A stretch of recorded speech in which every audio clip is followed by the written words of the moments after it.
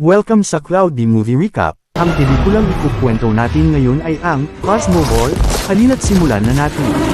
Libo-libong taon na ang nakalipas, isang makapangyarihang nilalang mula sa ibang planeta na nagngangalang Cherno ang sumikat at naging makapangyarihan. Sinimulan niyang lusubin ang iba't ibang planeta at sakupin ang lahat ng kanyang madaanan. Ngunit nang salakayin niya ang daigdig, hindi ito naging ayon sa kanyang inaasahan. Isang matalinong siyentipiko na nagngangalang Fellow ang humarap sa kanya. Gamit ang makabagong teknolohiya, muntik nang matalo ni Fellow si Cherno. Ngunit sa huling sandali, pinakawalan ni Cherno ang kanyang pinakamapaminsalang sandata, ang web heater. Isa itong napakalakas na sandata na kayang wasakin ang anumang madaanan nito. Dahil dito, nagsimulang matalo si Fellow sa labanan. Upang makabawi, bumuo si Fellow ng isang pangkat ng mga mandirigmang may kakayahang mag-teleport. Sama-sama nilang natuklasan ang kahinaan ng web heater. Kapag ito ay nasipa ng 5 beses, agad itong nawawalan ng bisa. Gamit ang kanilang kakayahan, mabilis nilang nasipa ang web heater ng 5 beses at napahinto ito. Dahil sa planong ito, tuluyang natalo si Cherno. Bumagsak ang kanyang sasakyang pangkalawakan sa buwan at nadurog ito. Pagkatapos, nahulog siya sa daigdig at ikinulong ng malalim sa ubod ng planeta. Ngunit nagdulot na ito ng matinding pinsala. Dahil nawasak ang buwan, lubos na nagbago ang kapaligiran ng daigdig. Kumalat ang mga nakamamatay na sakit at naging karaniwan ang mga sakuna tulad ng baha at tagtuyot. Dahil dito, nagpadala ang Galactic Council ng mga mas maunlad na lahi mula sa ibang planeta upang tulungan ang sangkatauhan na makabangon. Pagkalipas ng ilang taon, may 3 batang isinilang sa daigdig na may kakayahang mag-teleport. Sa susunod na tagpo, makikilala natin si Anton, isang batang nakatayo sa mahabang pila habang naghihintay ng tubig at abala sa kanyang mga iniisip. Bigla na lamang siyang tinangkang patayin ng isang alien na babae na nagngangalang Valia sa pamamagitan ng pagbagsak ng isang malaking poste. Sa kabutihang palad, nakaiwas si Anton. Samantala, sa kailaliman ng daigdig, buhay pa si Cherno at lihim na gumagawa ng mas maraming web heater. Dumating si Valia at dito nabunyag na siya ay anak ni Cherno. Nais niyang patayin si Anton dahil may mahalagang dahilan. Gumagawa si Cherno ng isang biolohikal na sandata upang makatakas mula sa kanyang pagkakakulong, at para magawa iyon, kailangan niya ang isang espesyal na sangkap na tinatawag na progen mula sa ilang tao, at isa narito si Anton. Sinabi ni Cherno kay Valia na 2 na lamang ang natitira niyang web heater, at kapag nawala ang mga ito, tuluyan na siyang mawawala. Kaya inutusan niya si Valia na hanapin at patayin si Anton at ibalik ang progen sa kanya. Sa ibang tagpo, makikita ang isang napakalaking stadium kung saan naglalaro ang mga tao ng kakaibang laro, ang pagsalo at pagsipa sa web heater. Hindi ito simpleng laro lamang. Itinayo ni Fellow ang stadium sa ibabaw ng nakabaong sasakyan ni Cherno. Ginawa niyang pandaigdigang esport ang pagsipa sa web heater. Sa tuwing maglalabas si Cherno ng isa mula sa ilalim ng lupa, sisipain ito ng mga manlalaro ng 5 beses upang mapahina ang kanyang kapangyarihan. Dahil dito, 2 na lamang ang natitirang web heater ni Cherno. Naging napakasikat ng larong ito at halos lahat ng tao ay nahumaling dito, hanggang sa napabayan na nila ang kanilang pang-araw-araw na buhay. Samantala, si Anton ay naghahanap ng trabaho sa isang maliit na tindahan, ngunit abala ang may-ari sa panunood ng laban kaya pinaalis siya. Dahil dito, nagalit si Anton at nauwi sa pagtatalo hanggang sa mapalayas siya. Sa susunod na tagpo, makikita ang isang napakalaking arena kung saan naglalaban ang 2 koponan, ang koponan ng daigdig at isang koponan mula sa ibang planeta na binubuo ng malalakas na atleta. Matindi at mabilis ang laban. Nang halos manalo na ang koponan ng tao, isang manlalarong alien ang gumawa ng kahangahangang galaw at sinipa ang Cosmo Ball sa tamang oras, kaya nanalo ang kanilang koponan at natalo ang daigdig. Habang nangyayari ito, sa ilalim ng daigdig, muling gumagawa si Cherno ng web heater upang makatakas. Ngunit dumating ang mga gwardyang alien at kinuha ito mula sa kanya upang ipadala sa arena. Gaya ng dati, sisipain ito ng mga manlalaro upang mapahinto. Ngunit sa pagkakataong ito, lumaban si Cherno, winasak niya ang mga makina at pinatay ang mga gwardya. Sinubukan niyang makatakas gamit ang web heater, ngunit sa huling sandali, isang natitirang gwardya ang nakontrol ito at naipadala pa rin sa arena. Sa arena, agad kumilos ang 2 koponan upang pigilan ang web heater. Nagkaroon ng matinding laban, at sa huli, isang manlalaro mula sa daigdig na si Natasha ang nakapagbigay ng perpektong sipa. Dahil dito, nakapasok ang daigdig sa final sa unang pagkakataon. Ang web heater ay napahinto at nahulog sa isang madilim na imbakan kung saan nakalagay ang iba pang na-deactivate na web heater. Samantala, galit na galit si Cherno dahil isa na lamang ang natitira niyang web heater. Sa ibabaw ng mundo, nagdiriwang ang mga tao sa tagumpay ng daigdig. Ngunit si Anton ay naglalakad sa lungsod, tila nawawala at bigo. Biglang may anunsyo, kailangan ng koponan ng daigdig ng isa pang manlalaro, at pipili sila mula sa mga ordinaryong tao. Ngunit wala itong pakialam kay Anton dahil kinamumuhian niya ang larong ito. Pag-uwi niya, nadatnan niyang nakahandusay ang kanyang ina dahil sa labis na panunood ng Cosmo Ball, na nakaapekto na sa kanyang kalusugan. Nag-alala si Anton at agad lumabas upang maghanap ng gamot. Pagdating niya sa Batika, sarado ito. Biglang may isang babaeng dumating at sinira ang pinto upang magnakaw ng gamot.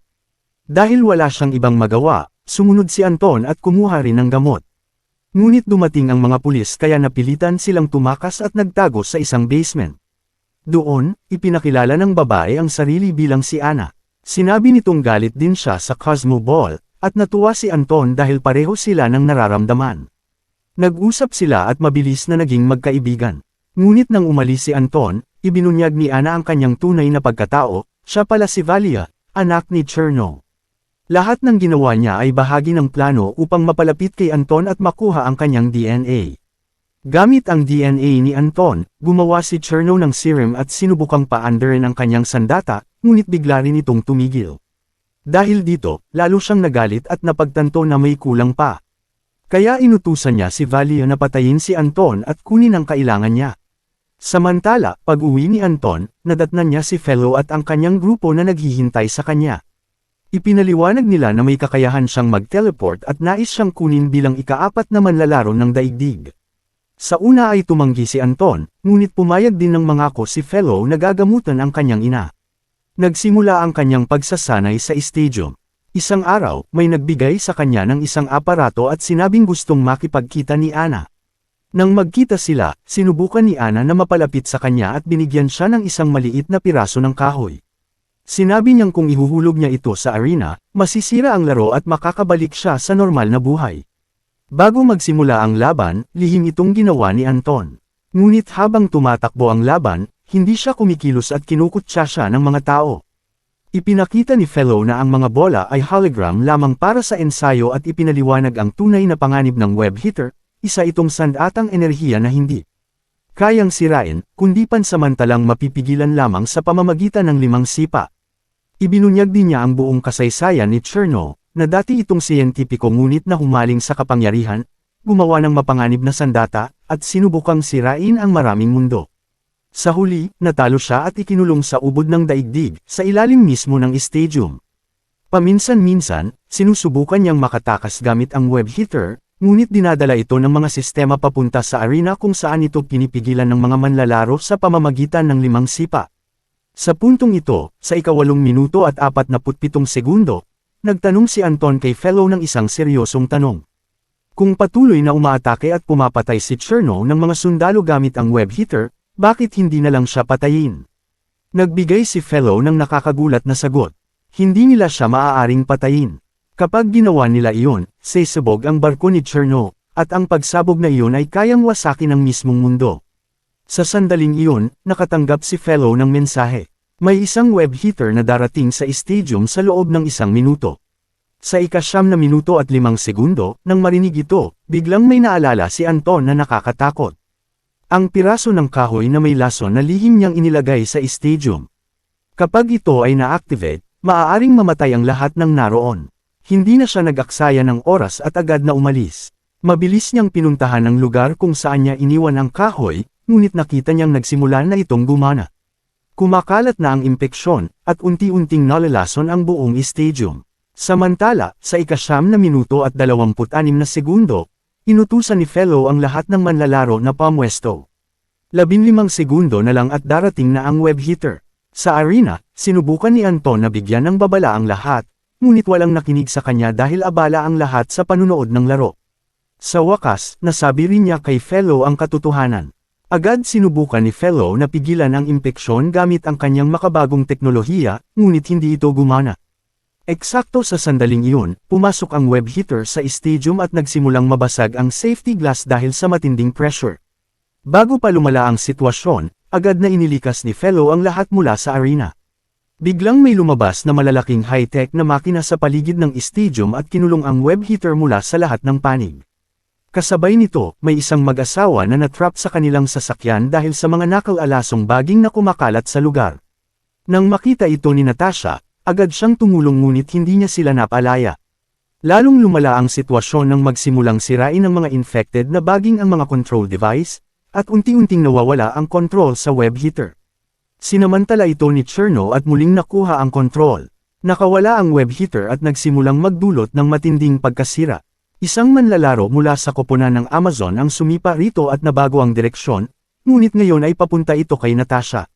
Bago pa ito tumama, nag-teleport si Anton at nailigtas siya. Dahil sa init ng web heater, nakalaya rin ang natrap na sasakyan at bahagyang nakatakas ang mag-asawa. Pagkatapos nito, umatake si Anton at naglunsad ng 3 mabilis na atake sa web heater. Ngunit bago niya maisigawa ang huling atake, nawalan siya ng lakas at nagsimulang bumagsak.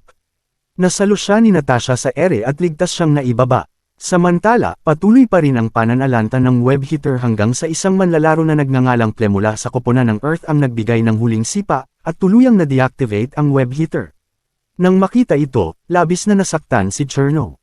Matapos hamupa ang kaguluhan, nilapitan ni Fellow si Anton at nagulat na makita siyang walang kahit anong pinsala kahit ilang beses niyang sinipa ang web heater. Hindi ito normal. Pagkatapos nito, ikinulong ni Anton ang kanyang AI device na konektado sa kanyang DNA sa loob ng isang high-tech na pader at umalis. Pumunta siya kay Ana, ngunit bago pa siya makapagsalita, naglabas ito ng kakaibang gas na nagpahinto sa kanya. Ibinunyag ni Ana ang kanyang tunay na pagkatao, siya pala ay anak ni Vol Chino. Sinabi niyang hindi siya kailanman naging si Anya at ang lahat ay bahagi lamang ng kanyang misyon na patayin si Anton at kunin ang kanyang genetic material. Samantala, nakawala ang device ni Anton mula sa pader at nagmadaling hanapin siya. Sinundan ito ni Fellow at Natasha ngunit huli na ang lahat. Natupad na ni Thea ang kanyang misyon at naipadala na niya ang genetic material ni Anton sa kanyang ama bago siya nawala. Sa core, ginamit ni Cherno ang DNA ni Anton upang gumawa ng isang makapangyarihang serum at itinurok ito sa isang experimental na itlog. Ilang sandali lang, may isang nakakatakot na nilalang ang nabuo at sumabog palabas nito. Sa kabilang banda, natagpuan ng device ni Anton ang kanyang katawan na walang malay. Ginamit nito ang natitirang enerhiya upang pagalingin siya at buhayin muli, ngunit kapalit nito ay tuluyan itong tumigil at bumagsak sa tabi niya. Samantala, sa loob ng core, pumasok si Cho sa nilalang at sinimulang kontrolin ito, na ginawa itong isang hindi mapipigilang bioweapon. Nang dumating sina Fellow at Natasha, agad nilang naunawaan na ang lugar ay lihim na ginagamit upang suportahan si Cherno. Kinompronta ni Fellow si Anton tungkol sa lason na kahoy, at inamin ni Anton na siya ang naglagay nito. Biglang lumitaw ang isang holographic na mensahe mula kay Cho na nagbabala na babalik siya at walang makakapigil sa kanya. Agad na umalis si Fellow upang balaan ang mga mandirigma, habang ibinigay naman ni Natasha ang device kay Anton at ipinaalala na isinakripisyo nito ang sarili upang iligtas siya. Paglabas nila, nakita nila ang matinding pagkasira sa lungsod. Ang higanting nilalang na kontrolado ni Cherno ay nagwawala at winuwasak ang lahat ng madaanan nito. Iniutos ni Fellow sa lahat ng manlalaro na maghanda para sa labanan.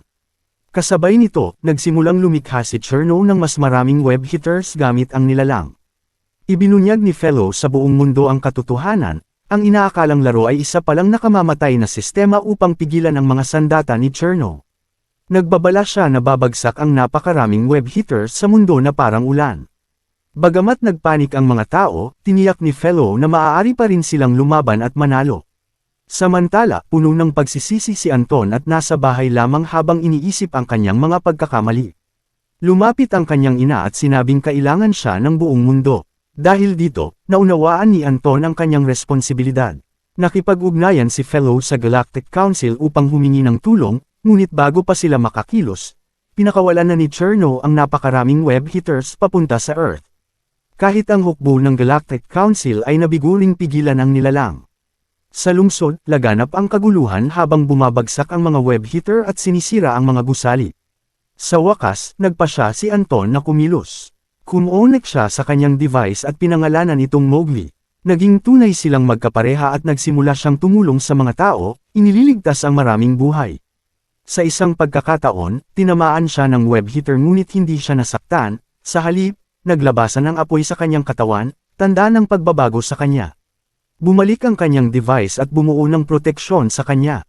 Sa kabilang panig, naghahanda sina Fellow at Natasha para sa huling laban. Samantala, sinimulang sipsipin ni Anton ang mga web hitter, na ikinagulat ng lahat. Hindi na siya isang simpleng manlalaro, nagiging mas makapangyarihan na siya. Pumasok sina Fellow at Natasha sa loob ng bioweapon ni Cherno at nagsimula ang matinding laban. Halos manalo si Fellow ngunit dumating ang anak ni Cherno at ginamit ang gas na nagpahinto sa kanya. Sinubukan ni Cherno na patayin si Fellow, ngunit dumating si Anton. Sinubukan niyang kontrolin si Voleo ngunit pinatay ni Cherno ang sariling anak at nahuli rin si Anton, at tuluyang pinatay si Fellow. Sa loob ng nilalang, narinig ni Anton ang boses ni Valio na gumabay sa kanya. Dahil gawa ito sa kanyang DNA, kaya niya itong kontrolin. Sa huli, nagtagumpay siyang makipag-ugnayan dito at napagtanto niyang ang nilalang ay parang isang inosenteng bata lamang. Tumanggi itong sundin si Cherno at sa halip ay sinunog siya mula sa loob hanggang sa tuluyang mamatay. Sa pagkamatay ni Cherno, agad na na-deactivate ang lahat ng web hitters at tumigil ang pagkasira. Naging ligtas muli ang lungsod. Pagkatapos ng lahat, si Natasha ay naging pinuno ng Earth Council. Sa tulong ng nilalang, naibalik ni Anton ang buwan sa dati nitong anyo, at sa huli, namuhay siya ng mapayapa at masaya kasama ang kanyang pamilya, si Natasha, at ang nilalang.